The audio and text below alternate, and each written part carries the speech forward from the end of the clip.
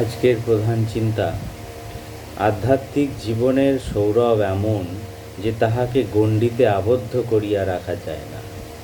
যাহাদের হৃদয়ে ভগবান লাভের আকাঙ্ক্ষা জাগিয়াছে, সে সৌরভ তাহাদের প্রত্যেককেই স্পর্শ করে।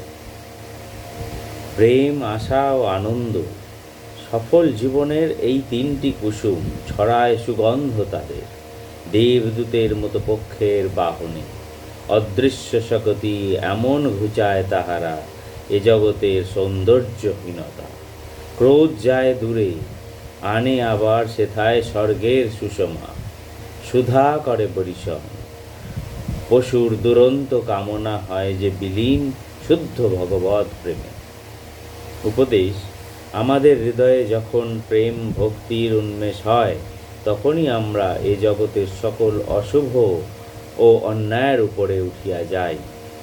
যখন আমরা জানি যে আমরা সকলে একই ভগবানের সন্তান, তখনই আমরা পরস্পরের সঙ্গে একতার বন্ধনে আবদ্ধ হই।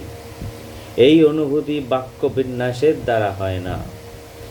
এই অনুভূতির মূল ও কেন্দ্র হইল আমাদের হৃদয়। সেখানে যদি ইহার সন্ধান পাই, তবে সমগ্র জগতেই আমরা তাহা খুঁজিয়া পাইব।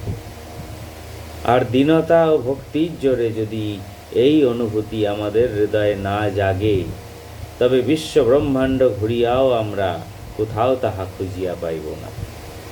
প্রার্থনা: এই প্রার্থনার সময়ে সেই অনন্ত প্রভু যেন আমার সকল চিন্তা ও অনুভূতিকে তাহারই দিকে চালিত করেন। তাহার আবির্ভাবের মাধুর্য যে কি, আমি যেন তাহা অহরহ অনুভব করিতে পারি, এবং সেই মাধুর্য যেন সকলকে বিতরণ করিতে পারি।